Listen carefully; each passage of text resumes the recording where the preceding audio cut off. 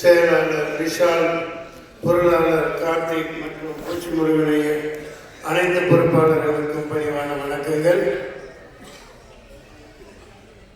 உலகத்தில் புரட்சி தலைவர் எம்ஜிஆர் மக்கள் அனைவர் மனதிலும் இதயத்திலும் இடம் பிடித்தவர். அதுக்கடுத்து நடிகர் சிவாஜி கணேசன் நடிப்பில் இமயமா எல்லாரும் மனசிலே நிற்கிறவர். புரட்சி கலைஞர் விஜயகாந்த் ஒருவர் தான் 15 கோடி தமிழர்களின் இல்லங்களிலும் குடியிருந்து கொண்டிருக்கும் ஒரே மனிதராக எப்போதும் திகழ்வார். அன்னாரின் ஆன்மா சாந்தி அடைய நான் வல்ல இறைவனை பிரார்த்திக்கிறேன். நாங்கள் 4-5 வருஷம் முன்னாடியே நான்லாம் செத்து போயிட்டோம். எப்போ கேப்டன் உடல்நிலை மிகவும் மோசமாகி அது என்ன ட்ரீட்மெண்ட்டு என்ன ஏது சொல்லப்படலை. அதில் பல மன வருத்தங்கள் இருக்குது. அது இங்கே பேசுறதுக்கு உண்டு பயனில்லை. என்னால் தாங்க முடியல, அதெல்லாம் பார்க்க முடியல. அந்த மாமனிதனுக்கே சில சோதனைகள் வந்ததில்லை. நான் ஆர்கே செல்லுமணி அவர்கள் நல்ல ஒரு இதை சொல்லிட்டு போனாங்க.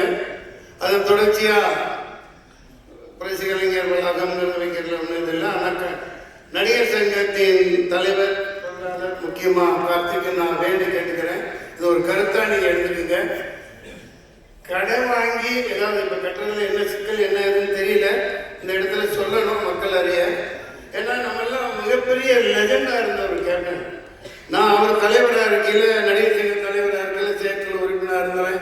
அந்த பத்திரத்தை எல்லாம் வாங்கி காமிச்சு அந்த அங்கே இது இருக்கும், அங்கே என்ன அந்த படம் பார்க்குற இடம் தியேட்டர், அங்கே வச்சு செயற்குழு ஒரு நடந்துட்டு இருக்கையில் அதெல்லாம் காமிச்சு எவ்வளோ ஈடுபாடாக எப்போ சிரிச்சுக்கிட்டே இருப்பாங்க.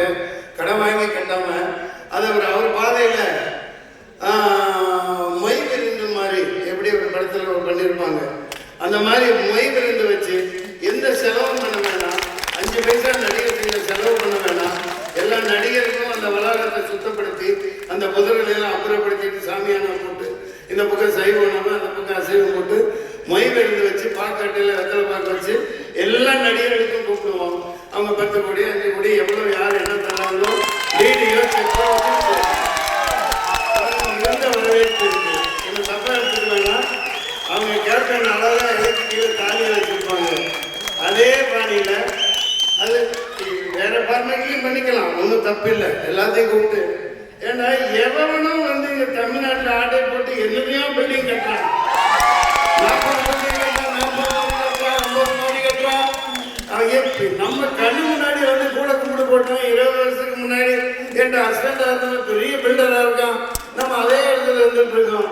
இப்போ கேப்டன்லாம் நடிகர் சங்கம்னா ஒரு இராணுவ பலத்தோட இருந்துச்சு.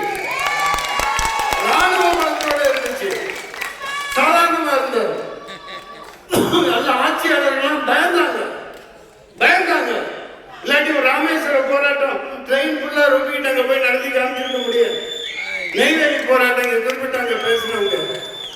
நம்ம அதுக்காக நம்ம 2 கொம்பு வச்சுட்டு இருக்கணும்னு அவசியம் இல்லை. கதாநாயகர் விஷால் சக்தி இருக்கு, நாசர் சார் உங்களுக்கு சக்தி இருக்கு. இனிமேலும் நடிகர் சங்கம் ஒரு இராணுவ பலத்தோட மிகப்பெரிய அங்கமா தமிழ்நாட்டில் இருக்கணும். எவனுக்கும் கட்டுப்பட வேண்டிய அவசியம் இல்லை.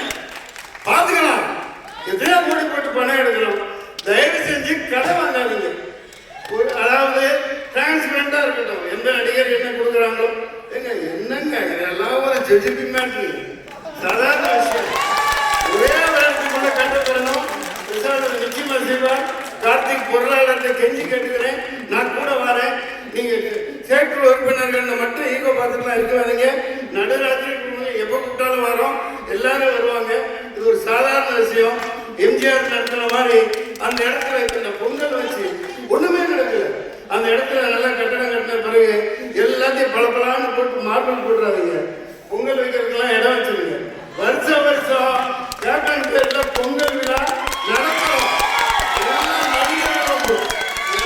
ஊர்ல இருக்காங்களோ எல்லாம் கொண்டாடணும், ஜாலியா கொண்டாடணும்.